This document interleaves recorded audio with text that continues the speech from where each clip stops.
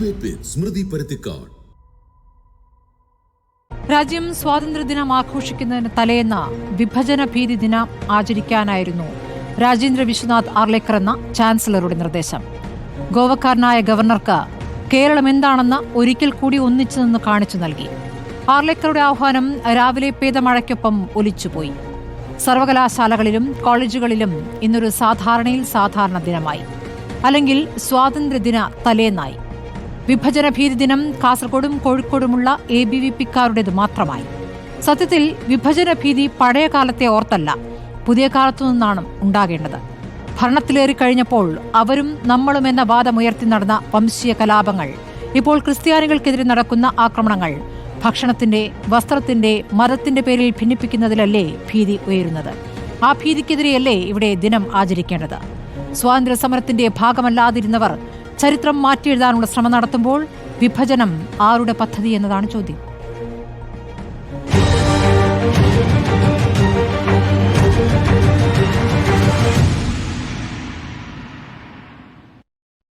Doctor Fasal Gafoor MES പ്രതിനിധി ചർച്ചയിൽ, M Sivaprasad CPIM SFIയുടെ പ്രതിനിധിയാണ്, PR ശിവശങ്കർ BJP പ്രതിനിധി, ഡോക്ടർ MN കാരശ്ശേരി രാഷ്ട്രീയ നിരീക്ഷകൻ എന്നിവരാണ് ചർച്ചയിലുള്ളത്. ആദ്യം ഞാൻ BJP പ്രതിനിധിയിലേക്ക് പോകുന്നു. ശ്രീ PR ശിവശങ്കർ, വിഭജന ഭീതി ദിനം ആ പരിപാടി പൊളിഞ്ഞു അല്ലേ കേരളത്തിൽ?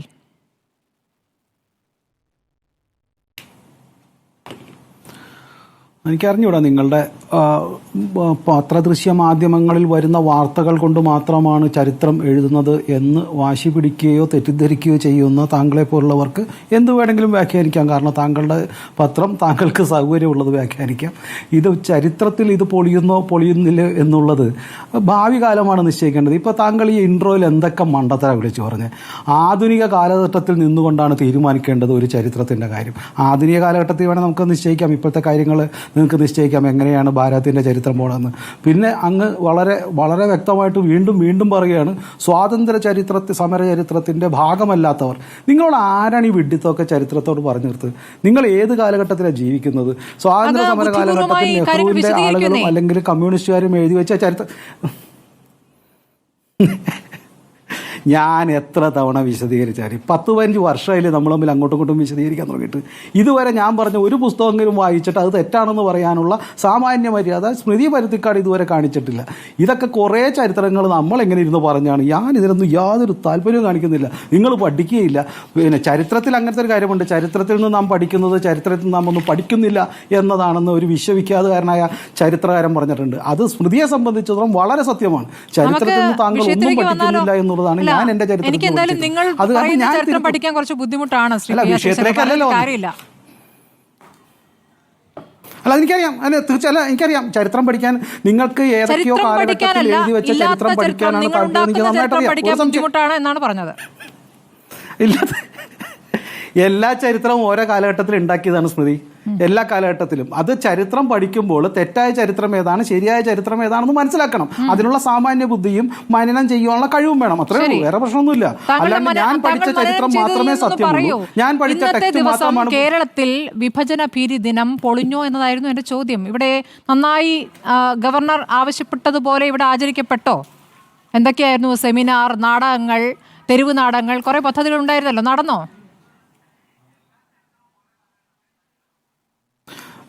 സ്മൃതി, അതാണ് ഈ ചരിത്രത്തിൽ സംഘടനയും രാഷ്ട്രീയ പ്രവർത്തകരും അതുപോലെ തന്നെ പത്രദൃശ്യ മാധ്യമങ്ങളും തമ്മിലുള്ള വ്യത്യാസം.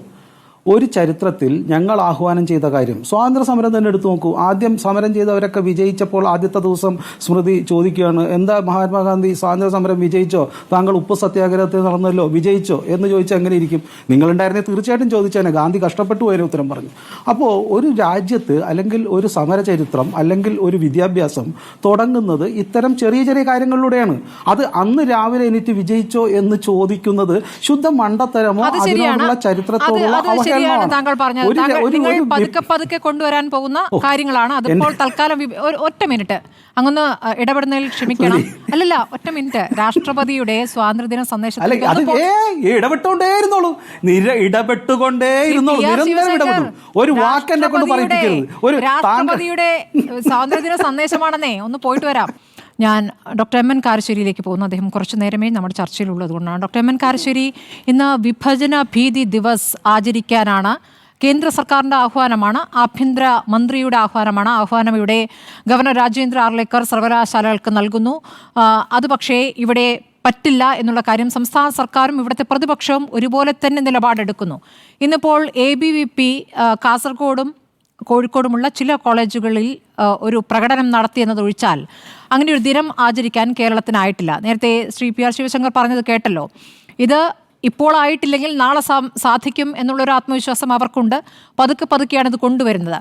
കേരളത്തിൽ ഇങ്ങനെയൊരു ആഹ്വാനം നൽകിയതിനെക്കുറിച്ച്, അതിനെ കേരളം വേണ്ട എന്ന് വെച്ചതിനെക്കുറിച്ച് അങ്ങ് എങ്ങനെയാണ് അഭിപ്രായപ്പെടുന്നത്?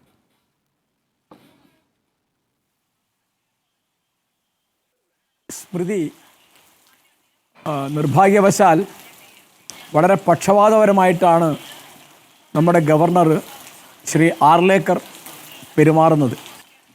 അദ്ദേഹം സംസ്ഥാന ഗവൺമെൻറ്റിൻ്റെ തലവനാണ്, ഭരണഘടനാ സുരക്ഷയുള്ളൊരു വലിയ പദവിയിലിരിക്കുന്ന ആളാണ്. അദ്ദേഹത്തിന് പക്ഷപാതങ്ങൾ ഉണ്ടാവാൻ പാടില്ലാത്തതാണ്. ആഗസ്റ്റ് 15 സ്വാതന്ത്ര്യ ദിനാഘോഷം ശോഭ കെടുത്തിക്കളയുക എന്നുള്ളതാണ് ഇതിൻ്റെ ഉദ്ദേശം എന്ന് വളരെ വ്യക്തമാണ്. അതായത് പഴയ കാര്യങ്ങൾ നമ്മൾ ഓർക്കാൻ ഇഷ്ടപ്പെടാത്തത് ഓർപ്പിക്കുന്നതിനൊന്നുമില്ല. പക്ഷേ അതിൻ്റെ താല്പര്യം ഇവിടെ ജനങ്ങൾക്കിടയിൽ, ഭിന്ന സമുദായങ്ങൾക്കിടയിൽ ചേരിതിരിവുണ്ടാക്കുക എന്നുള്ളതാണ് അതിൻ്റെ ലക്ഷ്യം. അത് വളരെ വ്യക്തമാണ്. കാരണം 1946 ആഗസ്റ്റ് 16 ഉണ്ടായ ലഹളകളെപ്പറ്റി നമ്മൾ ചരിത്രത്തിൽ പഠിക്കുന്നുണ്ട്. ഉണ്ടായതാണ്, ഇല്ലയെന്നല്ല. പക്ഷേ അത് ആഗസ്റ്റ് 15 കൂടെ നമ്മൾ പഠിക്കുമ്പോൾ മനസ്സിലാവുന്ന എന്താണെന്ന് വിചാരിച്ചാൽ, അത് അവർ മനസ്സിലാക്കാൻ ഉദ്ദേശിക്കുന്നത് കോൺഗ്രസിൻ്റെ നേതൃത്വത്തിലാണ് സ്വാതന്ത്ര്യ സമരം നടന്നത്. അതിനി ആർക്കും ഒന്നും ചെയ്യാൻ കഴിയില്ല. ആ സ്വാതന്ത്ര്യം 47 ആഗസ്റ്റ് 15 ഇന്ത്യക്ക് കിട്ടി. അപ്പോൾ അതിന് ഒരു കൃത്യമായ അർത്ഥത്തിൽ സ്വാതന്ത്ര്യമല്ല എന്നതിൻ്റെ ശോഭ കെടുത്തുക, അതാണ് എൻ്റെ ഉദ്ദേശം. അപ്പോൾ ഉള്ളൊരു സംഗതി, കേരളത്തിൽ BJPക്ക് ഒരു MLA പോലും ഇല്ല. ആകെ ഉള്ളത് തൃശ്ശൂരിൽ നിന്നൊരു MP ആണ്. അദ്ദേഹം നമ്മുടെ കേന്ദ്ര സഹമന്ത്രിയാണ്. പക്ഷേ തൊട്ട് മുമ്പ് പോയ ഗവർണർ ആരിഫ് മുഹമ്മദ് ഖാൻ, ഇപ്പോഴത്തെ ഗവർണർ ശ്രീ ആർലേക്കർ, ഇവരൊക്കെ BJPയുടെ പ്രതിനിധികളായിട്ടാണ് പെരുമാറുന്നത്. മാത്രമല്ല, സംസ്ഥാന ഭരണത്തിലെ ഏറ്റവും പ്രധാനപ്പെട്ട വശം എന്ന് പറയുന്നത് ആഭ്യന്തര വകുപ്പാണ്. ആഭ്യന്തര വകുപ്പിൻ്റെ കീഴിലുള്ള പോലീസ് ഉദ്യോഗസ്ഥന്മാർ BJPയുടെ ആളുകളാണ് എന്നത് വെറും ആരോപണമല്ല. അതിലിപ്പോൾ നേരത്തെ റിട്ടയർ ചെയ്ത TP Senkumar, Jacob Thomas, Shrimati Sreelekha, 3 പേര് BJPയിൽ ചേർന്നു എന്നിപ്പോൾ നമുക്കറിയുന്ന ഒരു കാര്യമാണ്. അതിനു മുമ്പേ ഉണ്ടായിരുന്ന രമൺ ശ്രീവാസ്തവയെ പറ്റിയും ലോക്നാഥ് ബെഹ്റയെ പറ്റിയും അങ്ങനെ വലിയ ആരോപണങ്ങൾ ഉണ്ടായിരുന്നു. ഇപ്പോൾ സർവീസിലുള്ള MR അജിത് കുമാറിനെ പറ്റിയും റാവഡയെ പറ്റിയും, അവരൊക്കെ ഉന്നത ഉദ്യോഗസ്ഥന്മാരാണ്, അവരെപ്പറ്റി ഇങ്ങനത്തെ ആരോപണങ്ങളുണ്ട്. അപ്പോൾ BJP ഉദ്ദേശിക്കുന്ന സമുദായ ധ്രുവീകരണം, ആ തരത്തിലുള്ള ആഭ്യന്തര ഭരണം മുഴുവൻ എന്ന് ഞാൻ പറയുന്നില്ല, ഉന്നത ഉദ്യോഗസ്ഥന്മാരുടെ ഇടയ്ക്ക് ഈ തരത്തിൽ BJPയുടെ ആളുകൾ വരിക എന്നുള്ളത് വളരെ പ്രധാനപ്പെട്ട ഒരു അപകടസ്ഥിതിയാണ്. അതിപ്പോൾ സംസ്ഥാന ഗവൺമെൻറ് അത് അറിയാതെ പറ്റിയതാണെന്ന് ഞാൻ വിചാരിക്കുന്നില്ല. റാവഡെ ആരാണ് എന്ന് ആർക്കറിയില്ലെങ്കിലും കേരളത്തിലെ ആഭ്യന്തര വകുപ്പ് കൈകാര്യം ചെയ്യുന്ന മുഖ്യമന്ത്രി ബഹുമാനപ്പെട്ട ശ്രീ പിണറായി വിജയന് അറിയാം. അദ്ദേഹം നേരത്തെ റാവഡയെ പറ്റി പറഞ്ഞതൊക്കെ നമുക്ക് മറക്കാറായിട്ടില്ല. അപ്പോൾ ഞാൻ പറഞ്ഞു വരുന്ന കാര്യം, ഒരു ചരിത്രത്തിൻ്റെ പേരിലും ഗവർണറുടെ പേരിലും പോലീസ് ഉദ്യോഗസ്ഥന്മാരുടെ പേരിലും ഒക്കെ BJPക്ക് ഒരു നിലമൊരുക്കുന്ന പണി ഇവിടെ നടന്നുകൊണ്ടിരിക്കുന്നുണ്ട്.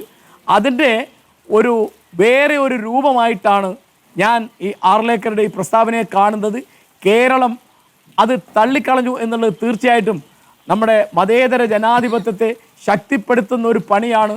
ഇന്നല്ലെങ്കിൽ നാളെ അത് വരും എന്ന് പ്രതീക്ഷിക്കാൻ അവർക്ക് എല്ലാ അവകാശവുമുണ്ട്.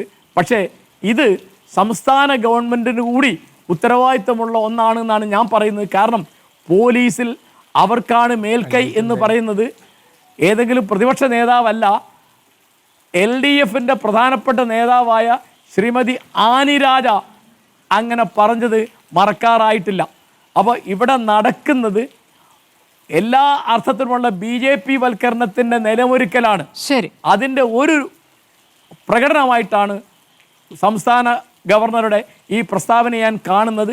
അത് തള്ളിക്കളഞ്ഞത് പ്രതിപക്ഷത്തിൻ്റെയും ഭരണപക്ഷത്തിൻ്റെയും ഒരു വിവേകമാണ് എന്ന് ഞാൻ വിചാരിക്കുന്നു. ശരി.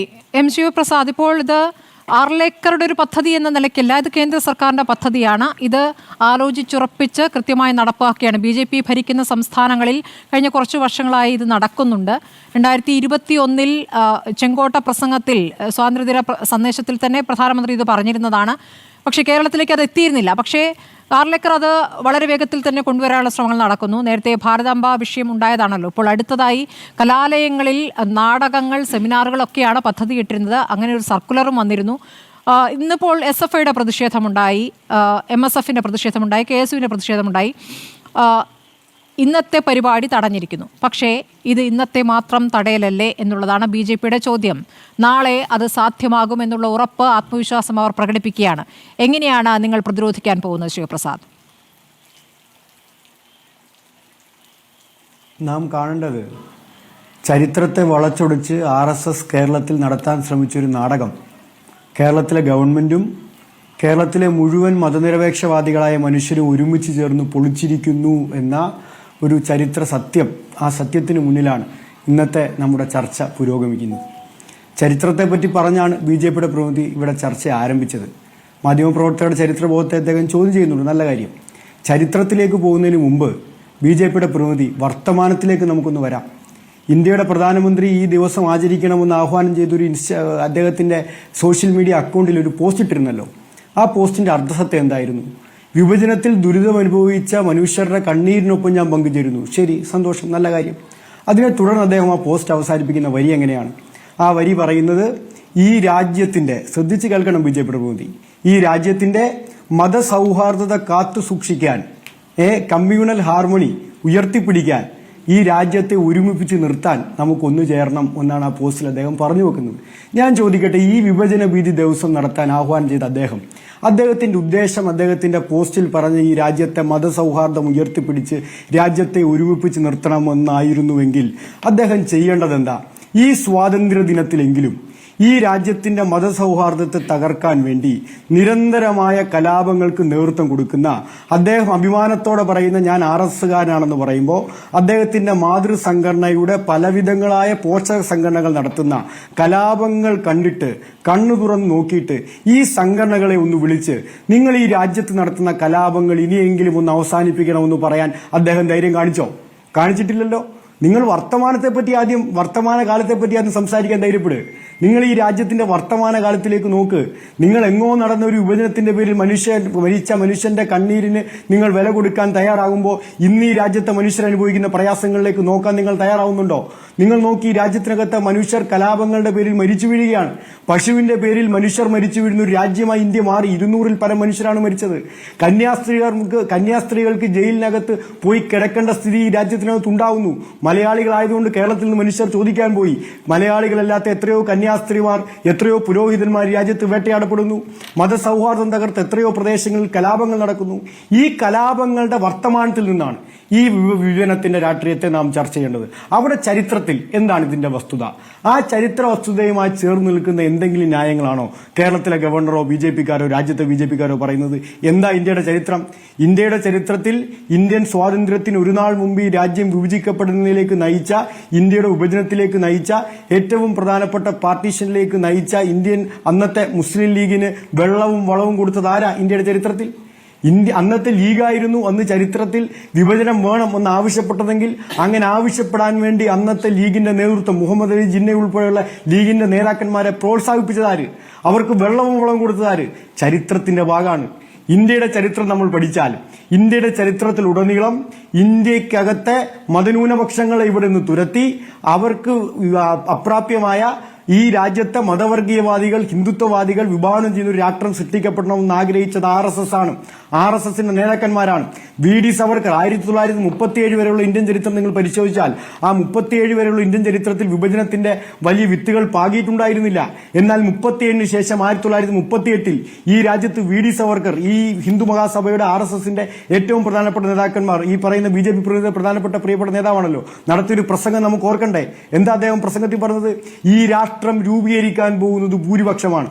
അങ്ങനെ ഭൂരിപക്ഷത്താൽ രൂപീകരിക്കപ്പെടാൻ പോകുന്ന രാഷ്ട്രത്തിൽ എന്താണോ ജർമ്മനിയിൽ ഹിറ്റ്ലർ നടപ്പിലാക്കിയത് അത് ഈ രാജ്യത്തെ ന്യൂനപക്ഷങ്ങൾ നേരിടേണ്ടതായിട്ട് വരും. ജർമ്മനിയിൽ ന്യൂനപക്ഷങ്ങൾക്കെതിരായി നടപ്പിലാക്കി ഉന്മൂലനം ഈ രാജ്യത്ത് നടപ്പിലാക്കേണ്ടി വരും എന്ന് ആദ്യം പ്രസംഗിച്ചത് VD സവർക്കറാണ്. ഈ VD സവർക്കറിന്റെ പ്രസംഗം ചരിത്രത്തിന്റെ ഭാഗമാണ്. ഈ ഭീതിജനകമായ സാഹചര്യം ഇന്ത്യയിൽ സൃഷ്ടിച്ച RSS ആണ്. RSS സൃഷ്ടിച്ച ഭീതിജനകമായ വർഗീയ രാഷ്ട്രീയത്തിന്റെ പശ്ചാത്തലത്തിൽ നിന്നാണ് ഇന്ത്യ വിഭജനത്തിലേക്ക് ഇന്ത്യ നയിക്കപ്പെട്ടത്. അത് ഈ ചരിത്രത്തിന്റെ ഭാഗം. ഇനി ഇന്ത്യ വിഭജനത്തിന് ശേഷം എന്താ സംഭവിച്ചത്? ഇന്ത്യ വിഭജനത്തിന് ശേഷമുള്ള ചരിത്രം നമ്മൾ പഠിക്കണ്ടേ? ഇന്ത്യ വിഭജിക്കപ്പെട്ട ശേഷം ഈ രാജ്യത്തിനകത്ത് 2 നേഷൻ തിയറി ഉയർത്തിപ്പിടിച്ച് വലിയ പ്രചരണം നടത്തിയതാരാ? 2 നേഷൻ തിയറി ഉയർത്തിയതാരാ ഈ രാജ്യത്ത്? RSS അല്ലേ? അപ്പോൾ ആ RSS തന്നെ ഏത് ഇന്ത്യയുടെ വിഭജനത്തിലേക്ക് നയിക്കാൻ വേണ്ടുന്ന എല്ലാ കരുക്കളും സസൂക്ഷ്മം നീക്കി ജാഗ്രതയോടുകൂടി ഇന്ത്യ വിഭജിക്കപ്പെടുന്നുവെന്നും ആ വിഭജിക്കപ്പെടുന്നതിൽ ഒരു കഷ്ടം ഞങ്ങൾക്ക് കിട്ടുമെന്നും പ്രതീക്ഷിച്ചിരുന്ന RSSന് ഏറ്റവും തലക്കടിയായിരുന്നു ഇന്ത്യയുടെ വിഭജനത്തിൽ ഇന്ത്യ സെക്യുലർ ആയത്. ഇത് ശരിക്കും നമ്മൾ മനസ്സിലാക്കേണ്ടത് ഇതൊരു പ്രതിരോധ രാഷ്ട്രീയമാണ്. ഇന്ത്യയുടെ സ്വാതന്ത്ര്യ ദിനം നാം ചർച്ച ചെയ്യപ്പെടുമ്പോൾ ആ സ്വാതന്ത്ര്യ ദിനത്തിൽ ഒരു പങ്കുമില്ലാത്ത RSSന് അതിനെ പ്രതിരോധിക്കാൻ മറ്റു പല കാര്യങ്ങളും ഉയർത്തിപ്പിടിക്കേണ്ടതായിട്ട് വരും. 15 വർഷം ചരിത്രം പറഞ്ഞു എന്നാണ് BJP പ്രതിനിധി പറഞ്ഞത്. എത്ര നാൾ ഐസ് കട്ടയിൽ പെയിന്റ് അടിച്ചാലും ആ പെയിന്റ് അതിൽ പിടിക്കാൻ പോകുന്നില്ല. എത്ര നാൾ തെറ്റായ ചരിത്രം ഇന്ത്യക്കാരോട് നിങ്ങൾ വിശദീകരിക്കാൻ ഇന്ത്യയുടെ ചരിത്രത്തിൽ RSSന്റെ പങ്ക് എല്ലാ കാലത്തും മുഹമ്മദ് അലി ജിന്നയ്ക്ക് മുന്നേ പറഞ്ഞതാരാണ് എന്നൊരു ചരിത്ര സത്യം കൂടി നമ്മുടെ മുന്നിലുണ്ടല്ലോ. അത് ശ്രീ ശിവശങ്കർ അങ്ങ് പരിഹസിക്കുന്ന സമയത്ത് അത് പറയാൻ മറന്നുപോയതായിരിക്കാം. ഡോക്ടർ ഫസൽ ഗഫൂർ, തുടർച്ചയായി BJP നേതാക്കൾ നെഹ്റു വിരുദ്ധ പ്രസ്താവനകൾ നടത്തുക. ഇപ്പോൾ ഓപ്പറേഷൻ സിന്ദൂറുമായി ബന്ധപ്പെട്ട പാർലമെന്റിൽ നടത്തിയ പ്രസംഗത്തിൽ പോലും മോദി നെഹ്റുവിനെതിരെ പറഞ്ഞു. എങ്ങനെയാണ് പാകിസ്ഥാൻ ഉണ്ടായത്? പാകിസ്ഥാൻ ഉണ്ടാകാൻ കാരണം നെഹ്റുവാണ് എന്ന രൂപത്തിലാണ് അതിനെ വ്യാഖ്യാനിക്കുന്നത്. അടിക്കടി നെഹ്റുവിനെതിരെയുള്ള പ്രസ്താവനകൾ നടത്തുക. ഇപ്പോൾ ഈ വിഭജന ഭീതി ദിവസം ഇങ്ങനെ ആചരിക്കുന്നത് അതൊരു ഇനി തുടർച്ചയാക്കുന്നത് എന്തിന്റെ സൂചനയായിട്ടാണ് അങ്ങ് കരുതുന്നത്? ആദ്യം തന്നെ ഒരു കാര്യം പറയട്ടെ, നെഹ്റുവിനെ മാത്രമായിട്ടൊന്നും നമുക്ക് കുറ്റം പറയാൻ പറ്റില്ല. വിഭജനത്തിൽ ഒരുപാട് പേരുണ്ട്. ഉദാഹരണമായിട്ട് ലാലാ ലജ്പത് റായിയാണ് ആദ്യം വിഭജനത്തിന് വേണ്ടിയിട്ട് മുറവിളി കൂട്ടിയത്. തീർച്ചയായിട്ടും മുസ്ലിം ലീഗുകാരും അതിനോടുണ്ട്, ആ ഇതിൽ വിഭാഗത്തിൽപ്പെട്ടവർ തന്നെ. പിന്നീട് ഹിന്ദു മഹാസഭയും വിഭജനത്തിന് അനുകൂലമായിരുന്നു. RSS അതേസമയം പറഞ്ഞിരുന്നത് അഖണ്ഡ ഭാരതം വേണം എന്നുള്ളതായിരുന്നു.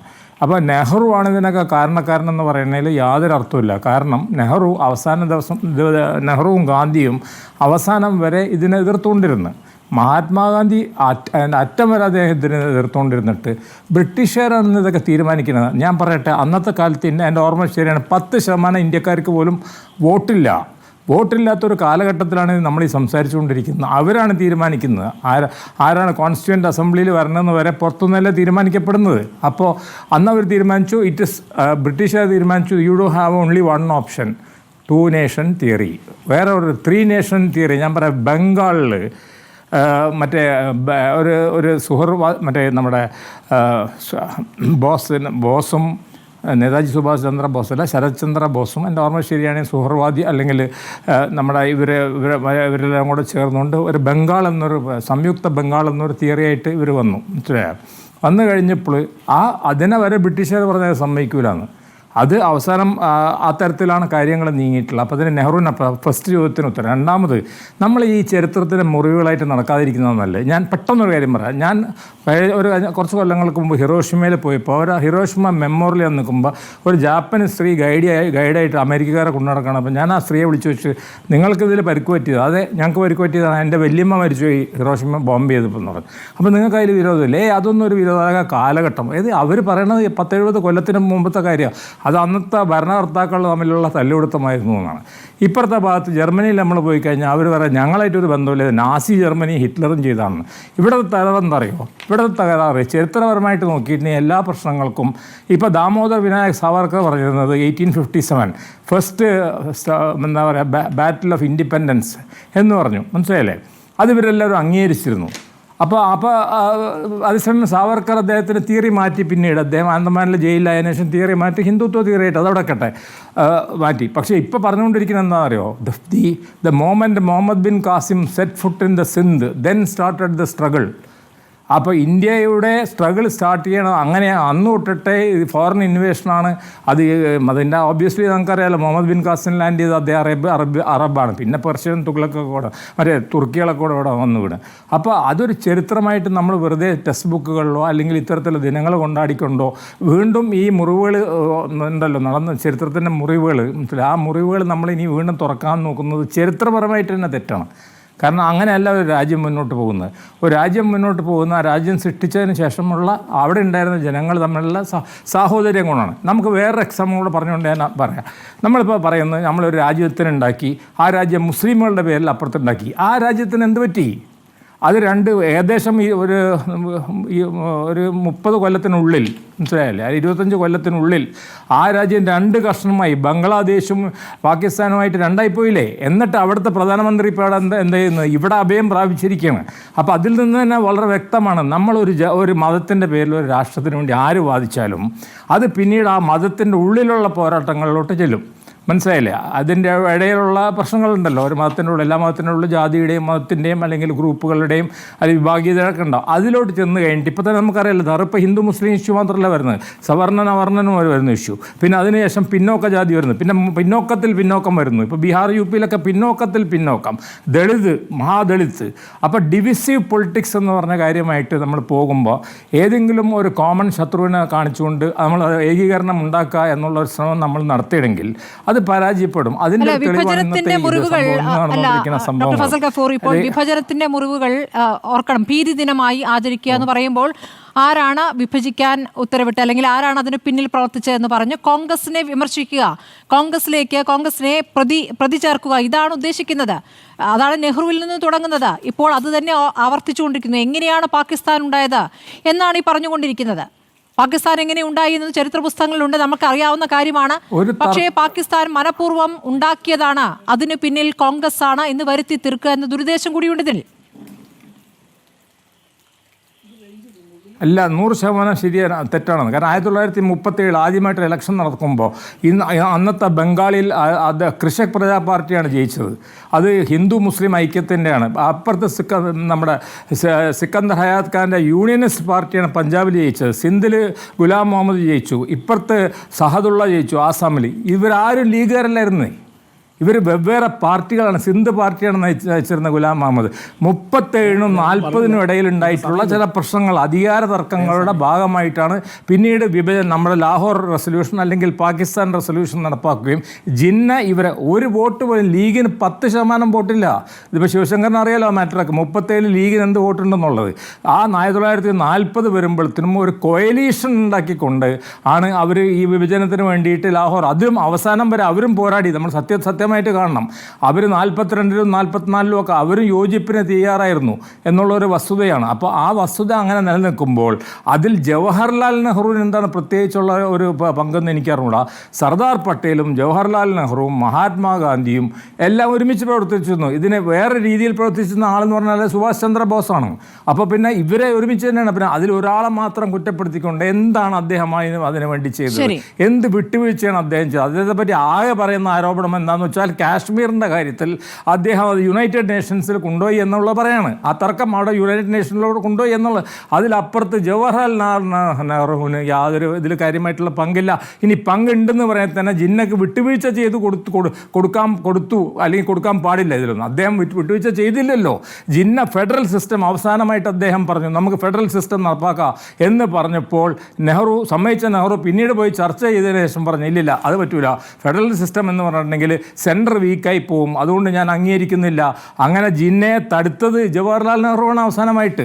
ഈ ബാക്കി നെഹ്റുവിൻ്റെ കാര്യങ്ങളൊക്കെ പറയാനായിട്ട് ആൾക്കാർ നമ്മളിവിടെ കൂടെ ഉണ്ടല്ലോ, അവർക്ക് പറയാം. പക്ഷേ ഞാൻ പറയുന്നത് അവസാനത്തെ നിമിഷത്തിൽ അത് തടുത്തത് ജവഹർലാൽ നെഹ്റുവാണ്. ശരി, ശ്രീ പി ആർ ശിവശങ്കർ, ദ്വിരാഷ്ട്രവാദം ആദ്യം ഉന്നയിച്ചത് മുഹമ്മദ് അലി ജിന്നയ്ക്ക് മുൻപ് തന്നെ സവർക്കറാണ്. സവർക്കറുടെ പുസ്തകമുണ്ടല്ലോ, ആ പുസ്തകത്തിൽ കൃത്യമായി പറയുന്നു ആരാണ് ഹിന്ദു അഥവാ ഹിന്ദുത്വം എന്ന പുസ്തകത്തിലാണ് ഹിന്ദുക്കൾക്കും മുസ്ലിങ്ങൾക്കും പ്രത്യേക രാഷ്ട്രം എന്ന ആവശ്യം ഉന്നയിക്കുന്നത്. അപ്പോൾ വിഭജനം എന്ന പദ്ധതി മറ്റാരുടേതാണ് എന്ന വാദം എങ്ങനെ നിലനിൽക്കും?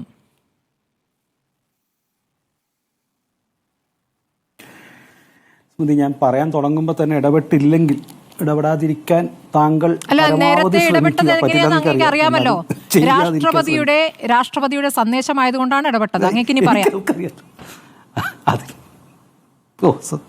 ശരി. ഒന്ന് ഞാൻ ശ്രീ ഫസൽ ഗഫൂറിന് നന്ദി പറയുന്നു. അദ്ദേഹം പക്ഷേ ഇനി നമ്മൾ തമ്മിൽ ഒരു പക്ഷേ റിപ്പോർട്ടർ ചാനലിലെ സ്മൃതിയുടെ ഡിസ്കഷൻ ഇരിക്കാൻ സാധ്യമില്ല കേട്ടോ, അങ്ങ് വിളിക്കാൻ സാധ്യമില്ല. കാരണം അങ്ങ് ഒരു സത്യം പറഞ്ഞു, RSS അഖണ്ഡ ഭാരതം വേണമെന്ന് അദ്ദേഹം വളരെ നന്നായിട്ട് പറഞ്ഞു. വളരെ സന്തോഷം. പക്ഷേ താങ്കളുടെ രണ്ടാമത്തെ പല അഭിപ്രായങ്ങളോടും എനിക്ക് അഭിപ്രായ വ്യത്യാസമുണ്ട്. പക്ഷേ ഞാനത് പറഞ്ഞുതരാം. കാരണം ഈ വിഭജനത്തിൻ്റെ അല്ലെങ്കിൽ ഇത് terror history this has not been started by the BJP. നിങ്ങളൊന്ന് ആലോചിച്ച് നോക്കൂ, ഇത് ജൂൺ 15 വീക്കാണ്. മനോരമയുടെ ഇംഗ്ലീഷ് സ്ഥാനമാണ്. When Jinnah wanted the United India എന്ന് പറഞ്ഞ് ഒരു ദീർഘലേഖനം, അതിൻ്റെ മുഖപ്രസംഗം തന്നെയാണ് എഴുതിയിട്ടുണ്ട് ഒരു ഡോക്ടർ MC ധാർവാർ. അദ്ദേഹം എഴുതിയത് almost who prevented the partition എന്ന് പറഞ്ഞൊരു പുസ്തകവും അതിൻ്റെ ഡീറ്റെയിലും ജൂൺ 15 അദ്ദേഹം എഴുതിയിട്ടുണ്ട്. Who prevented the partition, Jinnah wanted United India എന്ന് പറഞ്ഞുകൊണ്ട് ലേഖനം. അതിനകത്ത് കൃത്യമായിട്ട് പറഞ്ഞിട്ടുണ്ട് ആര് എന്ത് സ്റ്റാൻഡ് എടുത്തു എന്ന്. ഞാൻ അതിനെക്കുറിച്ച് പറയുന്നില്ല. ഇപ്പോൾ ചരിത്രങ്ങൾ, പുതിയ ചരിത്രങ്ങൾ BJP പറഞ്ഞല്ല കേട്ടോ, മനോരമ BJPക്ക് മുമ്പേ BJPയുടെ ലക്ഷ്യസ്ഥാനം കാണിച്ചു തന്നാണോ എന്ന് എനിക്ക് അറിഞ്ഞൂടാ. ഇനി അങ്ങനെയൊക്കെ പറഞ്ഞു കളയരുത്. അപ്പോൾ ചരിത്രത്തിൽ ഇത്തരത്തിലുള്ള കാര്യങ്ങൾ വരുന്നുണ്ട്, ഇങ്ങനത്തെ പുസ്തകം നടക്കുന്നുണ്ട്. അതുകൊണ്ട് തന്നെ BJPയോ അല്ലെങ്കിൽ RSSO അഖണ്ഡ ഭാരതത്തിനെ കുറിച്ച് മാത്രമാണ് പറഞ്ഞിട്ടുള്ളത്. രണ്ട്, ഇത്തരം പാർട്ടീഷനെ കുറിച്ച് പറയുമ്പോൾ ദയവായി ഇവിടുത്തെ ചരിത്ര പണ്ഡിതന്മാരും ജനങ്ങളും മനസ്സിലാക്കേണ്ടത്, ഭൂതകാലത്തെ, അത് ഫസൽ ഗഫൂർ മനസ്സിലാക്കണം, ഭൂതകാലം മറക്കുന്നവർ അത് ആവർത്തിക്കപ്പെടുവാൻ വിധിക്കപ്പെട്ടവരാണ് എന്ന് ചരിത്രത്തിലെ ഏറ്റവും പ്രധാനപ്പെട്ട പല ചരിത്രകാരന്മാരും പറഞ്ഞിട്ടുണ്ട്. ഞാൻ ഒന്നും കൂടെ പറയുന്നു, ഭൂതകാലം മറക്കുന്നവൻ അത് ആവർത്തിക്കപ്പെടുവാൻ വിധിക്കപ്പെട്ടവരാണ്. ഇത് ജോർജ് സന്ധ്യാന പോലെയുള്ള ചരിത്രകാരന്മാർ പറഞ്ഞു വെച്ചിട്ടുണ്ട്. അപ്പോൾ ചരിത്രത്തെ മറക്കുക എന്നുള്ളതല്ല, അതിൽ നിന്ന് കാലങ്ങൾ പഠിക്കണം. പക്ഷേ അതിൻ്റെ വിഷമങ്ങൾ, ബുദ്ധിമുട്ടുകൾ മനസ്സിലാക്കി ചരിത്രബോധമുള്ളവർ പൂർവികരുടെ വേദനകൾ മനസ്സിലാക്കി അത് ഉൾക്കൊള്ളുവാനായിട്ട് തയ്യാറായിക്കൊണ്ട് അതിനെ മനസ്സിലാക്കുവാൻ പഠിക്കുമ്പോഴേ നമുക്ക് ഭാവി കാലത്തെക്കുറിച്ച് കൃത്യമായ ധാരണയുണ്ടാവുകയുള്ളൂ, ഭാവി കാലത്തെ പ്രശ്നങ്ങളെ നേരിടാൻ പറ്റുകയുള്ളൂ. ഇതാണല്ലോ ചരിത്രത്തിൽ നമ്മൾ പഠിക്കേണ്ടത്. യഥാർത്ഥ ചരിത്രബോധമില്ലാത്ത ജനത, ഇത്തരം അല്പജ്ഞാനികളായ ഭരണാധികാരികളുടെയും അതുപോലെ തന്നെ സാമൂഹ്യ ബോധമില്ലാത്ത, പൗരബോധമില്ലാത്ത ഒരു കൂട്ടം പത്രദൃശ്യ മാധ്യമങ്ങളുടെ വക്താക്കളുടെയും ഭാഗമായി പോയി എന്നുള്ളത് ആരുടെയും കുറ്റമല്ല. അവരെ ചരിത്രം പഠിപ്പിക്കണം, ഇത്തരത്തിലുള്ള കാര്യങ്ങൾ പറയണം, സമയമെടുക്കുമായിരിക്കും. ഇതാണ് എനിക്ക് അതിനെക്കുറിച്ച് പറയാനുള്ളത്. പ്രതിനിധി സവർക്കറുടെ പുസ്തകത്തെ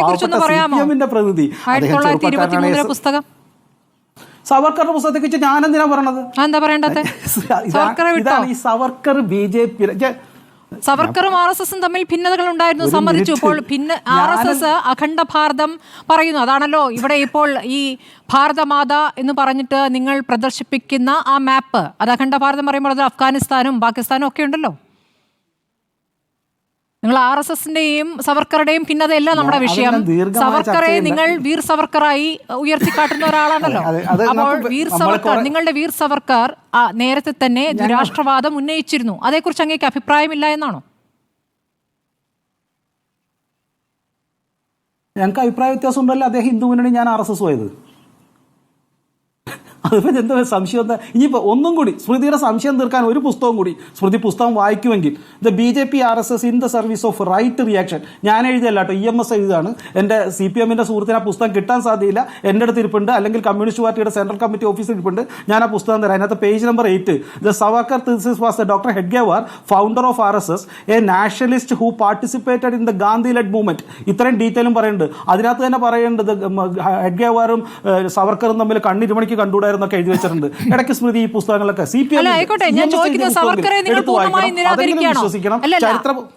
അല്ല, ദുരാഷ്ട്രവാദം എന്നത് നിങ്ങൾ ആരുടെ തലയിലേക്കാണ് വെക്കുന്നത്? അതുകൊണ്ടാണ് നിങ്ങൾ ഏതെങ്കിലും ഒരു വരി എടുത്ത് ഇങ്ങനെ വ്യാഖ്യാനിക്കും, വീക്കിൽ ഏതെങ്കിലും ഒരാൾ എഴുതിയ ലേഖനം എടുത്ത് വ്യാഖ്യാനിക്കും, അത് മനോരമയുടെ അഭിപ്രായമാണെന്ന് പറയും. ഈ രൂപത്തിൽ പറയാൻ പറ്റില്ല. ആരെങ്കിലും ലേഖനം എഴുതിയത് അത് ആ മാഗസിന്റെ അല്ലെങ്കിൽ ആ പത്രത്തിന്റെ അഭിപ്രായമാണെന്ന് പറയാൻ പറ്റില്ലല്ലോ. ഇപ്പോൾ നിങ്ങൾ എഴുതുന്ന ലേഖനം മാതൃഭൂമി പത്രത്തിലും വരുമല്ലോ. അയ്യോ സ്മൃതി അല്ല, അതൊരു പുസ്തകം. ആയിക്കോട്ടെ, പുസ്തകമായിക്കോട്ടെ, പുസ്തകത്തിലെ ഭാഗം ആയിക്കോട്ടെ, അതൊരു പുസ്തകമാണ്, ചരിത്ര പുസ്തകമാണ്. ചരിത്ര പുസ്തകം പുസ്തകത്തെക്കുറിച്ച് പ്രശസ്തരായ കമ്മ്യൂണിസ്റ്റ് പാർട്ടിയും കോൺഗ്രസും. അല്ല, താങ്കൾ ഇപ്പോൾ ഈ ചരിത്രത്തെ എന്താണ് കണ്ടില്ലെന്ന് അടിക്കുന്നത്? സവർക്കർ പറഞ്ഞതിന് എന്താണ് കണ്ടില്ലെന്ന് അടിക്കുന്നത്? നിങ്ങൾ ഈ ദുരാഷ്ട്രവാദത്തിൽ നെഹ്റുവിന്റെ തലയിലേക്ക് വെക്കുമ്പോൾ നിങ്ങൾ എന്തുകൊണ്ട് സവർക്കറിന്റെ തലയിലേക്ക് വെക്കുന്നില്ല? അങ്ങനെ അതും കൂടി പറയണ്ടേ പ്രസംഗിക്കുമ്പോ? സവർക്കർ ഞങ്ങൾ പറഞ്ഞോളൂ, നിങ്ങൾ പറഞ്ഞോളൂ. സവർക്കർ മാത്രമല്ല, ഒരാളെ കൂടെ ഞാൻ പറഞ്ഞുതരാം. അല്ലാന്നേ ഇവിടെ ഭിന്നിപ്പിന്റെ രാഷ്ട്രീയം ആര് കളിച്ചു എന്നാണ് നിങ്ങൾ പറയുന്നത്? ആദ്യം കൊണ്ടുവന്നത് ആരാണെന്ന് പറയൂ. സ്മൃതി, ഞാനൊന്ന് പറഞ്ഞു തീരട്ടെ. അതിനു മുൻപ് 1942 സെപ്റ്റംബർ 17 ജി അധികാരിയുടെ ഒരു പുസ്തകം, ഒരു പ്രമേയമുണ്ട്. അത് പല രീതിയിലൂടെ പ്രസിദ്ധീകരിച്ചിട്ടുണ്ട്. അതായത് ഇത് ഒന്നല്ലെങ്കിൽ ഈ ചർച്ച പോകണമെങ്കിൽ ഒന്നല്ലെങ്കിൽ നിങ്ങൾ നിരന്തരം ചോദ്യം ചോദിക്കുക. ഇപ്പൊ ബാക്കി 3 പേരോട് നിങ്ങൾ ചോദ്യങ്ങൾ ചോദിച്ചു, നിങ്ങൾ വെറും മൂളിക്കൊണ്ടിരിക്കണ്ടായിരുന്നല്ലോ ആ പാവം CPM-കാരൻ പറഞ്ഞപ്പോ. ഒരു ചോദ്യം തിരിച്ചു ചോദിക്കില്ല. ഇത് കുറെ വർഷമായി പറയണു, എന്നെ കൊണ്ടൊരു വാചകം പറയാൻ സമ്മതിക്ക്, സാമാന്യ മര്യാദ കാണിക്ക്. ഞാനൊന്ന് പറഞ്ഞു വരട്ടെ. അപ്പോ ഈ 16 രാഷ്ട്രം വേണമെന്ന് CPM-ന്റെ അധികാരി അദ്ദേഹത്തിന്റെ തന്നെ പോളിറ്റ് ബ്യൂറോയിലും അദ്ദേഹത്തിന്റെ സെൻട്രൽ കമ്മിറ്റിയിലും പ്രസംഗിച്ചതിന്റെ എഴുതി വെച്ച രേഖകൾ പുറത്തുണ്ട്. 1942 സെപ്റ്റംബർ 19 അവർ പറഞ്ഞിട്ടുണ്ട് 16 സംസ്ഥാനങ്ങളാണ്. എന്നിട്ട് അത് പോരാത്ത തങ്ങൾക്ക് വേണമെന്ന് തോന്നുമ്പോൾ പിരിഞ്ഞു പോകുവാൻ സ്വാതന്ത്ര്യമുള്ള സ്വതന്ത്ര രാഷ്ട്രങ്ങളുടെയും ഫെഡറേഷന്റെയും യൂണിയനായിട്ടാണ് നാളത്തെ സ്വതന്ത്ര ഭാരതം വരേണ്ടത് എന്ന് CPM ഒരു പോളിറ്റ് ബ്യൂറോയിൽ സെൻട്രൽ കമ്മിറ്റിയിൽ പ്രസ്താവന ഇറക്കിയിട്ടുണ്ട്. അത് ജി അധികാരി, അന്നത്തെ സംസ്ഥാന അഖിലേന്ത്യാ സെക്രട്ടറി എഴുതി വിട്ടിട്ടുണ്ട്. അവരെത്രയോ നാൾ മുമ്പ് അതിന് ഇത്തരം പറഞ്ഞു. ഇവിടെ 2 രാഷ്ട്രവാദം വേണമെന്ന് പലരും, സവർക്കർ അടക്കം പലരും പറഞ്ഞിട്ടുണ്ടാവും. പക്ഷെ ഞങ്ങൾക്ക് അതിനകത്ത് യാതൊരു അഭിപ്രായ വ്യത്യാസമുണ്ട്, നല്ല ശക്തമായ അഭിപ്രായ വ്യത്യാസമുണ്ട്. അങ്ങനെയാണെങ്കിൽ നിങ്ങൾ ഓർമ്മിപ്പിക്കേണ്ടത് സവർക്കറുടെ ദുരാഷ്ട്രവാദം, അതിനെതിരെയുള്ള നിലപാടെന്നല്ലേ നിങ്ങൾ ഇപ്പോൾ ഈ ഓർമ്മിപ്പിക്കേണ്ടത്. ഈ ഭീതി ദിനം ആചരിക്കുമ്പോൾ അതല്ലേ ആദ്യം പറയേണ്ടത്. കാരണം 23 എഴുതിയതാണ് ആ പുസ്തകം. ഞങ്ങൾ ഒന്നും പറഞ്ഞിട്ടില്ലല്ലോ. നിങ്ങൾ എന്ത് പറയാതെ പിന്നെ എന്തിനാ ഈ എന്ത് ഭീതിയാണ് ആചരിക്കുന്നത്? എന്ത് ഭീതി ദിനമാണ് നിങ്ങൾ ആചരിക്കുന്നത്? ഭീതി ആദ്യം സൃഷ്ടിച്ചത് ആരാണ്? സ്മൃതി പ്രധാനമന്ത്രിയായിട്ട് സ്മൃതി ഇറക്കുന്ന പ്രസ്താവനയിൽ സ്വതന്ത്ര സവർക്കറിനെതിരെയുള്ള താങ്കൾക്ക് എത്ര നന്നായിട്ട് മറുപടി പറയാം.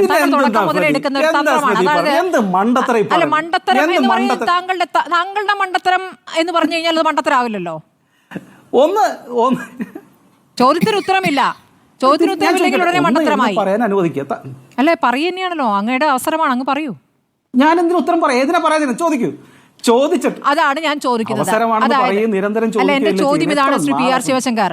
അതല്ല ഞാൻ പറയണത്. അതായത് ഭീതി ദിനമായിട്ട് ആചരിക്കുകയാണല്ലോ. ഭീതി ദിനമായി ആചരിക്കുമ്പോൾ ഈ നാടകം കളിക്കാൻ പറയുന്നു, സെമിനാർ നടത്താൻ പറയുന്നു. അപ്പോൾ സവർക്കറുടെ ദുരാഷ്ട്രവാദത്തിനെതിരെയുള്ള ഒരു സെമിനാറല്ലേ നിങ്ങൾ നടത്തേണ്ടതെന്നേ? അങ്ങനെ ഒരു നാടകമല്ലേ കളിക്കേണ്ടത്? അതല്ലേ നിങ്ങൾ ഓർമ്മിപ്പിക്കേണ്ടത്? നിങ്ങൾ നടത്തുന്നേ. അല്ലെ, നിങ്ങളല്ലേ നടത്തുന്നത്. നിങ്ങളല്ലേ ഭീതി ദിനം ആചരിക്കുന്നത്. ഞങ്ങളൊക്കെ ചരിത്രത്തിന്റെ മുറിവുകളെ മറക്കാൻ ശ്രമിക്കുന്നവരാണ്, അതിൽ ഉപ്പ് തേക്കുന്നവരല്ല.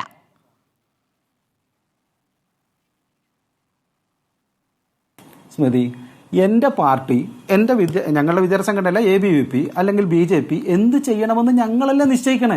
ദയവായി അതിനുള്ള സ്വാതന്ത്ര്യമെങ്കിലും തരൂ. സ്മൃതി അവിടെ പോയിട്ടൊരു നാടകം കളിക്കൂ. അത് ഇങ്ങനെ സ്വാതന്ത്ര്യ സമരത്തെ തകർത്തത് സവർക്കറാണെന്ന് പറഞ്ഞ് സ്മൃതിയും അരുണും കൂടെ വേണമെങ്കിൽ പുറത്തിറങ്ങിയിട്ട് നാടകം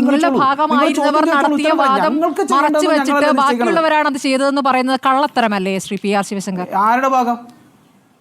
നിങ്ങളുടെ ഭാഗമായിരുന്ന നിങ്ങളുടെ ഭാഗമല്ലേ? ഹിന്ദു മഹാസഭ എന്താണ്? നിങ്ങളുടെ ഭാഗമല്ലേ? ആയിരുന്നില്ലേ? RSSന്റെ ആണോ? സ്മൃതി പറയൂ. ഹിന്ദു മഹാസഭ ആരുടെ ഭാഗമാണ്? ഹിന്ദു മഹാസഭയെ നിങ്ങൾ തള്ളിയോ? ഞാൻ ബ്രേക്കിംഗ് കൊടുക്കട്ടെ. PR ശിവശങ്കർ ഹിന്ദു മഹാസഭയെ തള്ളി. PR ശിവശങ്കർ BJP വക്താവ്. കൊടുക്കട്ടെ ബ്രേക്കിംഗ് കൊടുക്കട്ടെ. അല്ല, പിന്നെ നിങ്ങൾ അതിനെ ഇരിക്കണേ. കൊടുത്തോ, ധൈര്യമായിട്ട് കൊടുക്ക്. ധൈര്യം ഉണ്ടെങ്കിൽ കൊടുക്ക്. ഒരു കാര്യം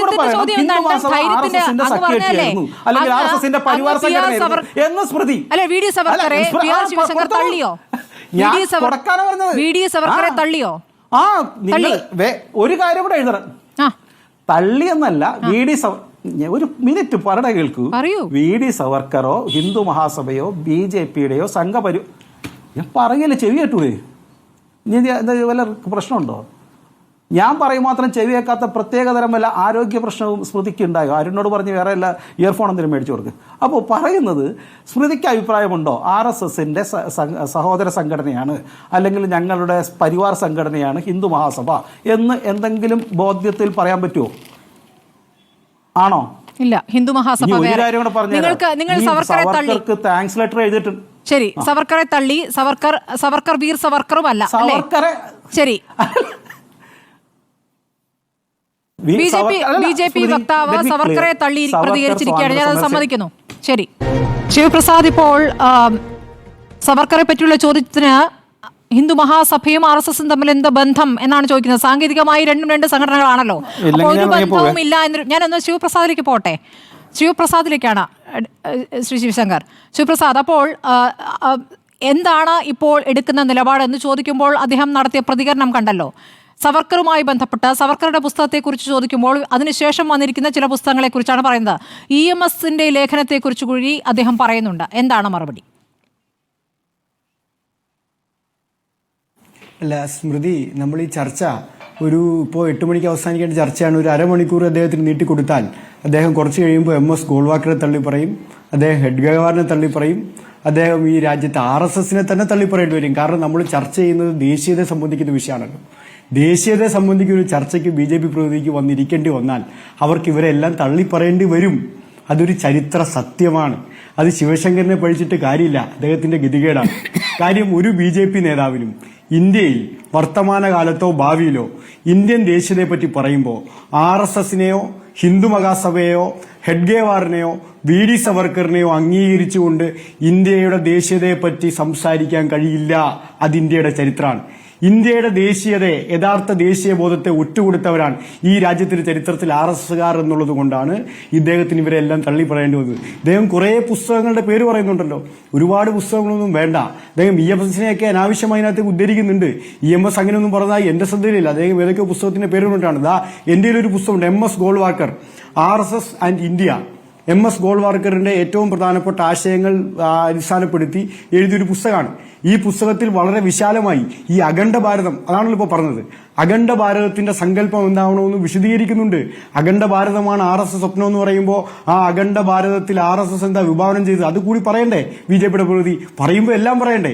ഒരു കഷ്ണം മാത്രം പറഞ്ഞിട്ട് ഇതാണ് ഞങ്ങളുടെ സങ്കല്പം, ഇത് മഹത്തരമാണ്, ഇതാണ് ഞങ്ങൾ സ്വപ്നം കണ്ട കിനാശേരി എന്ന് പറയുമ്പോൾ എന്താണ് ആ സ്വപ്നം എന്ന് വിശദീകരിക്കണ്ടേ? ധൈര്യത്തോടെ ഈ ചാനലിനകത്ത് വന്നിരുന്ന് എന്താ MS ഗോൾവാക്കർ പറഞ്ഞ അഖണ്ഡ ഭാരതത്തിന്റെ സങ്കല്പം? MS ഗോൾവാക്കർ പറഞ്ഞ അഖണ്ഡ ഭാരതത്തിന്റെ സങ്കല്പത്തിൽ മുഴച്ചു നിൽക്കുന്ന വാചകങ്ങൾ Hindu are the primary and only component of India എന്ന. ഇന്ത്യയിലെ പ്രധാനപ്പെട്ടതും ഒരേ ഒരു ഘടകം എന്ന് പറയുന്നത് ഹിന്ദുക്കളാണ്. ഏത് ഹിന്ദുക്കൾ? സവർണ ഹിന്ദുക്കൾ. എന്നിട്ടോ ഈ രാജ്യത്തിന്റെ യഥാർത്ഥ സ്വാതന്ത്ര്യം പൂർണ്ണമാകണമെങ്കിൽ 1947 കിട്ടിയ സ്വാതന്ത്ര്യമല്ല കേട്ടോ, 47 ഓഗസ്റ്റ് 15 നമുക്ക് കിട്ടിയ സ്വാതന്ത്ര്യമല്ല. ഈ രാജ്യത്തിന്റെ സ്വാതന്ത്ര്യം പൂർണ്ണമാകണമെങ്കിൽ ഈ രാജ്യത്ത് ഇവർ വിഭാവനം ചെയ്യുന്ന ഹിന്ദു സവർണ വർഗത്തിന് പരമാധികാരമുള്ള രാജ്യ സംവിധാനം ഉണ്ടാകണം. അങ്ങനെ പരമാധികാരമുള്ള രാജ്യ സംവിധാനം ഉണ്ടായെങ്കിലേ ഈ രാജ്യത്ത് യഥാർത്ഥ സ്വാതന്ത്ര്യം വരൂ. എഴുതിയത് MS ഗോൾവാക്കർ ഈ പുസ്തകത്തിലുണ്ട്. ഏത് പുസ്തകമാണ് വേണ്ടത്? India struggle of Indian independence.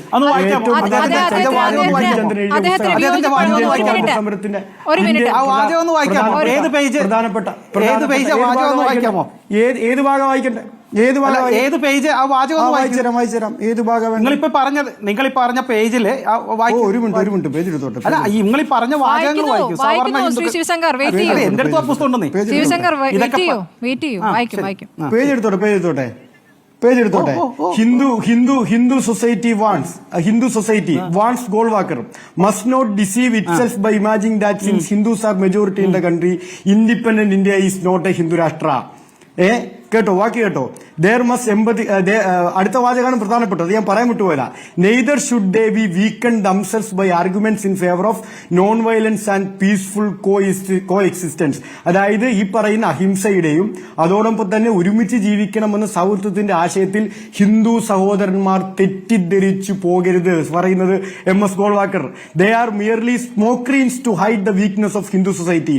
Rather they must emphatically claim that the Hindus represent the very root of this land and they constitute its primary and only component. The very existence of this nation, he adds, is the responsibility of Hindu society. അവസാനത്തെ വാചകം ശ്രദ്ധിച്ചു കേൾക്കണം. For this nation to survive, flourish and have a fearless life, the Hindus must become sovereign in every way. In this lies real independence. പറഞ്ഞത് MS Golwalkar തള്ളി പറയുന്നുണ്ടോ? ഇനി കുറച്ച് കഴിയുമ്പോൾ MS ഗോൾവാക്കർ തള്ളി പറയുമോ? അദ്ദേഹം പറയട്ടെ. ശ്രീ ശിവശങ്കർ പറയട്ടെ. അല്ല, അദ്ദേഹം കൈവെക്കുന്നു. പറയൂ. ഇതിലെവിടെയാണ് സവർണ ഹിന്ദുക്കൾ എന്ന ഭാഗം അദ്ദേഹം വായിച്ചിട്ട് കേട്ടില്ല അതൊന്നും. അദ്ദേഹം പറഞ്ഞ അല്ല, അങ്ങേര് പറഞ്ഞല്ലോ സവർണ ഹിന്ദുക്കളാണ് ഇന്ത്യയുടെ ഭാഗമെന്നാണ് മലയാളത്തിൽ അദ്ദേഹം പറഞ്ഞത്. ഞാൻ ബാക്കിയുള്ള എല്ലാത്തിനെ കുറിച്ച് അതൊന്നും അല്ല പ്രശ്നം. ഇവിടെ അതിനെ കുറിച്ചാണെങ്കിൽ ഞാൻ നിരന്തരം തർക്കിക്കാൻ തരാം. ഒരു മിനിറ്റ് ഉണ്ടോ സ്മൃതി ഹിന്ദുവിൽ എല്ലാവരും ഉണ്ടോ? അല്ല, ഈ സവർണ ഹിന്ദുക്കൾ അതിനകത്ത് പറഞ്ഞിട്ടുണ്ടോ? RSSന്റെ ഹിന്ദുവിൽ പട്ടികജാതിക്കാരുണ്ടോ? ഒരു സംശയമില്ല. RSSന്റെ ഹിന്ദുവിൽ പട്ടികജാതിക്കാരുണ്ടോ? ഡോക്ടർ ഫസൽ ഗഫൂർ ഒരു അവസരം. ഡോക്ടർ ഫസൽ ഗഫൂർ ഇല്ലാന്ന് ആരെങ്കിലും പറഞ്ഞോ? ഉണ്ടോ? അല്ലല്ല, ഒരു മിനിറ്റ് ഇത് നടക്കില്ല. തന്റെ ശിവപ്രസാദ് ഈ വക ചോദ്യങ്ങൾ നിങ്ങൾ കുറെ നാൾ ചോദിച്ചതാണ്. ഇതുകൊണ്ടാണല്ലോ നിങ്ങളുടെ കൂടെ ഉള്ളതിനേക്കാൾ കൂടുതൽ ആദിവാസികളും ദരിദ്രരും ദളിതരും എല്ലാം ഞങ്ങളുടെ കൂടെ എന്നുള്ളത്. നിങ്ങൾ ഈ ചോദ്യങ്ങളെ കുറെ ചോദിച്ചാണ്. നിങ്ങളെക്കാൾ സീനിയർ ആയിട്ടുള്ള ആൾക്കാർ ചോദിച്ചതും ഇതിന് ഉത്തരം RSSന്റെ ഹിന്ദുത്വത്തിൽ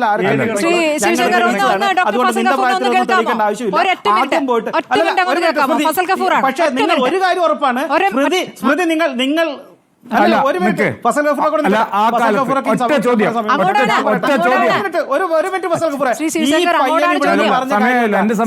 എന്നിട്ട് അതിനെ ഏറാൻ മൂളാനായിട്ട് സ്മൃതിയും ആയിക്കോട്ടെ. എന്നെ ഏറാൻ മൂളി അങ്ങ് തുടക്കം മുതൽ എന്തൊക്കെയോ വിശേഷങ്ങൾ പറഞ്ഞുകൊണ്ട് അതിനിടയ്ക്ക് രാഷ്ട്രീയമായി കുത്തിക്കയറ്റല്ലോ സ്മൃതി. വെറുതെ അതിന് നേറാൻ മൂളിയില്ലേ സ്മൃതി?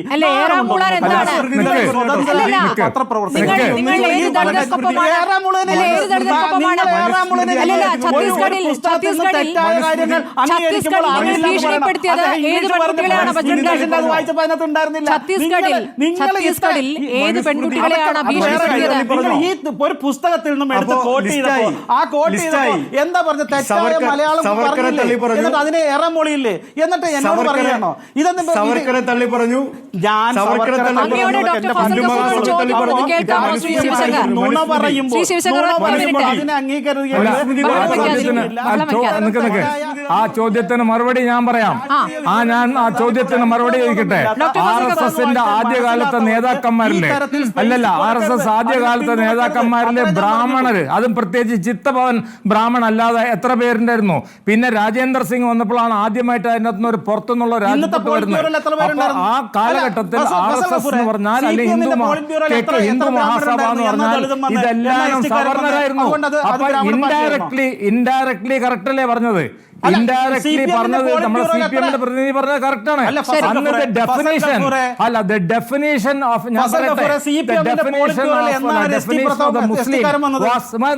ഞാൻ പറയണ കേട്ടെ. Definition of the Muslim was that Urdu speaking Muslim and Bengali speaking Muslim അവരാണ് അതിലുണ്ടായിരുന്നത്. അതർ ദ്രാവിഡ ശ്രീ ശിവശങ്കർ, അങ്ങയുടെ വാദം പറഞ്ഞ് നമുക്ക് അവസാനിപ്പിക്കാം ചർച്ചയിൽ. അവസാനമായി അങ്ങയുടെ മറുപടി. നോക്കൂ, ഫസൽ ഗഫൂർ സാധാരണ മാന്യമായ വാദങ്ങൾ ഉന്നയിക്കുന്നതിൽ കുറച്ചെങ്കിലും ഞാൻ വിശ്വസിക്കുന്ന ആളാണ്. അദ്ദേഹം ഇന്ന് പറഞ്ഞ ഒരു അബദ്ധം തിരുത്തുവാൻ വേണ്ടിയിട്ട്, അല്ലെങ്കിൽ അദ്ദേഹത്തിന് RSSനെ കുറിച്ച് പറഞ്ഞപ്പോഴുള്ള പ്രശ്നങ്ങളായിരിക്കും അദ്ദേഹത്തെ ഈ അബദ്ധത്തിലേക്ക് തെറ്റിദ്ധരിപ്പിച്ചത് എന്ന് ഞാൻ വിശ്വസിക്കുന്നു. ഇപ്പോൾ സഖാവ് കൃഷ്ണപിള്ളയും AKGയും EMSഉം അതുപോലെ നായനാരും അടക്കമുള്ള വാലുള്ള CPMന്റെ സവർണ നേതാക്കൾ ആണ് എന്നുള്ളത് കൊണ്ട് അങ്ങ് CPMനെയും സവർണ രാഷ്ട്രീയ പാർട്ടി എന്ന് പറയില്ലല്ലോ. മുസ്ലിം ലീഗിൻ്റെ കാര്യം പോട്ടെ. അപ്പോൾ ഇത്തരത്തിൽ ഞങ്ങൾ ഉന്നയിക്കുന്ന കാര്യങ്ങൾ രാഷ്ട്രീയമായി അതിനെ നേരിടുവാൻ പറ്റുന്നില്ല, ദൈക്ഷണികമായി നേരിടാൻ പറ്റുന്നില്ല. അതുകൊണ്ട് ABVP പ്രവർത്തകരെ കായികമായി തടഞ്ഞുകൊണ്ട് ഞങ്ങൾ മുന്നോട്ട് വയ്ക്കുന്ന ആശയത്തെ നേരിടാൻ നിങ്ങൾക്ക് പറ്റില്ല. ഞങ്ങൾ മുന്നോട്ട് വയ്ക്കുന്നത് ഈ കാലഘട്ടങ്ങളിൽ അല്ലെങ്കിൽ കുറേ കാലഘട്ടങ്ങൾ മുൻപ് നടന്ന ചരിത്രപരമായ സംഭവത്തിൽ നിന്ന് അനുഭവം ഉൾക്കൊണ്ടുകൊണ്ട് അതിനെ ഓവർകം ചെയ്യണമെന്നാണ്. അതിൻ്റെ വിഷമസ്ഥിതികൾ മനസ്സിലാക്കിയ, അതിൽ നിന്ന് നഷ്ടം സംഭവിച്ച, ജീവത്യാഗം സംഭവിച്ച, അല്ലെങ്കിൽ അവരുടെ സ്വത്ത് നഷ്ടപ്പെട്ടവരുടെ വിഷമം മനസ്സിലാക്കണം. പക്ഷേ ഒരു കാര്യവും കൂടെ നമ്മൾ മനസ്സിലാക്കേണ്ടത്, അത് ആധുനിക കാലഘട്ടത്തിൽ എന്ത് ചെയ്യണമെന്ന് ഇവിടെ കാരശ്ശേരി മാഷ് പറഞ്ഞു. നിങ്ങൾ നോക്കൂ, ആദ്യം നിങ്ങൾ ആഭ്യന്തരമായി ഇവിടെ നമ്മൾ തകർക്കാൻ ശ്രമിച്ചത് നിങ്ങളെ ആര്യനും ദ്രാവിഡനും എന്ന് പറഞ്ഞിട്ടായിരുന്നു. അതിനുശേഷം ബ്രാഹ്മണനും ദളിതനുമായി, അതിനുശേഷം ഹിന്ദുവും മുസ്ലിമുമായി, അതിനുശേഷം ഇപ്പം എന്താ തെക്കേ ഇന്ത്യയും വടക്കേ ഇന്ത്യക്കാരനുമായിട്ടാണ് വിഭജിക്കാൻ ശ്രമിക്കുന്നത്. ഈ എല്ലാ കാരണത്തിനും ഈ എല്ലാ തിയറിക്കും പിറകിൽ നിൽക്കുന്നത് CPM ആണ് എന്നതാണ് ഞാൻ പറഞ്ഞു വരുന്നത്. ഇത് 16 രാജ്യമാണെന്നും ഈ 16 രാഷ്ട്രങ്ങൾക്ക് സ്വതന്ത്രമായ പ്രതിഷ്ഠാ ദിനം പ്രമേയം ജനുവരി 22 ഒരു യഥാർത്ഥ സംശയവുമില്ല. സ്വാതന്ത്ര്യ ദിനം എന്ന് പറഞ്ഞത് ആരാണ്? Shri P R Sivasankar. കന്യാസ്ത്രീകൾക്ക് നേരെ ആക്രമണം നടത്തിയത് ആരാണ്? Shri P R Sivasankar. ഈ പഴയ വിഭജനത്തിന്റെ മുറിവിൽ നിന്നും പഠിച്ച ലവ് ജിഹാദ് നടന്നിട്ട് അവിടെ ഒരു കുട്ടി മരിച്ചു, ഒരു തുള്ളി കണ്ണുനീര്, ഒരു ചർച്ച നിങ്ങൾക്ക് ചെയ്യാൻ പറ്റുകയോ? ലവ് ജിഹാദ് നടന്നിട്ട് സ്വന്തം കേരളത്തില് ഒരു പെൺകുട്ടി മരിച്ചല്ലോ, ശ്രുതി മിണ്ടിയോ? ഒരു ചർച്ച നടത്തിയോ? അപ്പൊ നിങ്ങൾക്ക് കന്യാസ്ത്രീയുടെ കാര്യത്തിൽ നിങ്ങൾ ആരാണ് ഭരിക്കുന്നത് എന്ന് ചോദിച്ചാൽ നിങ്ങൾക്ക് ആരെയാണ് ഭയം? ഒരു ക്രൈമല്ല, നൂറുകണക്കിന് ക്രൈം നടന്നിട്ടുണ്ട്, ഒരു സംശയവുമില്ല. നൂറുകണക്കിന് കാര്യങ്ങൾ ഞാൻ തെളിവ് തരാം. ഞങ്ങളുടെ കൂടെ നൂറുകണക്കിന് സഹോദരിമാര് മതപരിവർത്തനം നടന്നപ്പെട്ട് നിങ്ങളുടെ മുൻപിൽ നാളെ ഞാൻ കൊണ്ടു നിർത്തി തരാം. നൂറുകണക്കിന് പേര് വരും.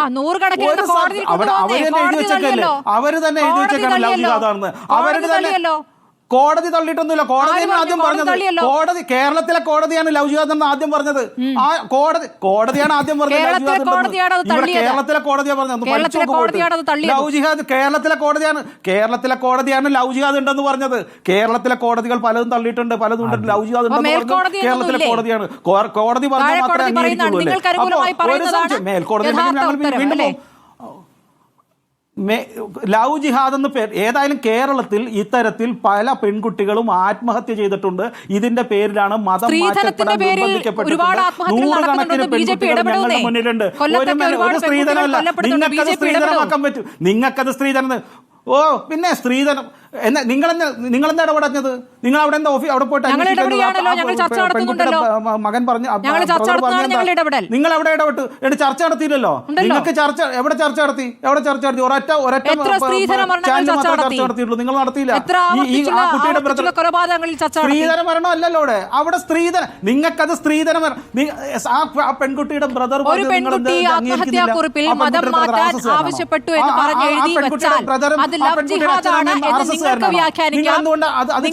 നിങ്ങൾക്ക് നിങ്ങളുടെ വാദം അത് ആ ഒരു രീതിയിൽ ഉപയോഗിക്കാൻ കിട്ടിയ ഒരു ആയുധമായി അതിനെ ഉപയോഗിക്കാം. പക്ഷേ അതല്ല സംഭവം. കേരളത്തിൽ ഇത്രയേറെ ഒരു സംഭവം അതല്ല കേരള സ്റ്റോറി. അതല്ല കേരള സ്റ്റോറി. അപ്പൊ തിരിച്ചും പറയണ്ട. അല്ല അങ്ങനെയാണ് അതും പറയണ്ട.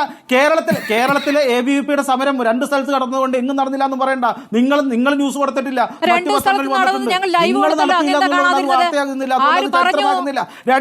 ഒരു സംശയമില്ല. നടത്തുന്ന സമരം നമ്മൾ കൊടുത്തല്ലോ. അവിടെ SFI നടത്തിയ മാർച്ചും കൊടുത്തല്ലോ. എല്ലാം തത്സമയം പോയല്ലോ. തമ്മിൽ അടിയും പോയല്ലോ. 3-4 അവിടെ മാത്രമല്ലെന്നേ. കേരളത്തിൽ BJPക്കും ABVPക്കും സ്വാധീനമുള്ള ധാരാളം സ്കൂളുകളുണ്ട്. നിങ്ങൾ കൊടുത്തോളൂ. അതല്ലല്ലോ ഇവിടുത്തെ ചർച്ച. ഞാൻ പറഞ്ഞത് പെൺകുട്ടിയുടെ സഹോദരൻ മുറിവുണക്കലാണോ നടത്തുന്നത്? അത് പറയുമ്പോൾ മുറിവാണോ? അത് മുറിവ് വരും. ആരെങ്കിലും മുറിയോ? ഒരു പെൺകുട്ടി മരിച്ച കാര്യം പറയുമ്പോൾ ആരുടെ ഹൃദയമാണ് നോവുന്നത്? എന്തിനാ സ്മൃതിക്ക് നോവുന്നത്? ഒരു പെൺകുട്ടി ആത്മഹത്യ ചെയ്യുമ്പോൾ ശമ്പളം തരുന്നത് ആ കാര്യം ചർച്ച ചെയ്യാൻ പറ്റാത്തല്ലോ. നിങ്ങൾക്ക് ചില പെൺകുട്ടികൾ മരിക്കുമ്പോൾ വേദനിക്കുന്നില്ല. നിങ്ങൾക്ക് ചില പെൺകുട്ടികൾ മരിക്കുമ്പോൾ വേദനിക്കില്ല. നൂറുകണക്കിന് പെൺകുട്ടികളുടെ ചരിത്രം ഞാൻ വേണമെങ്കിൽ നാളെ പുസ്തകമായിട്ട് അവിടെ കൊണ്ടെത്തിച്ചാൽ അന്വേഷിച്ച് നോക്ക്. അതുകൊണ്ടാണ് നേരത്തെ പറഞ്ഞത് പല IPSകാരും BJPയിലേക്ക് ചേരുന്നത് ഇത്തരം സത്യാവസ്ഥ മനസ്സിലായതുകൊണ്ടാണ്. IPSകാര് BJPയിലേക്ക് ചേരുന്നത് ഈ സത്യാവസ്ഥ മനസ്സിലാക്കിക്കൊണ്ടാണ്. ഈ കേരളത്തിൽ 20% വോട്ട് ചെയ്യാൻ പോകുന്നത് BJPക്ക് വോട്ട് ചെയ്യുന്നത് ഈ സത്യാവസ്ഥ മനസ്സിലാക്കിക്കൊണ്ടാണ്. പോലീസുകാർക്ക് സത്യം മനസ്സിലാവുന്നുണ്ട്, പോലീസ് ഓഫീസർമാർക്ക് സത്യം മനസ്സിലാവുന്നുണ്ട്. അതുകൊണ്ട് അവർ BJPയിലേക്ക് വരുന്നു. ഒരു സംശയവുമില്ല. നാളെ നിങ്ങളും വരും, സ്മൃതിയും വരും, BJPയുടെ കൊടിയും പിടിച്ച് Shivaprasad, PR Shivashankar, doctor MN Karassery ചർച്ചയിൽ പങ്കെടുത്തതിന്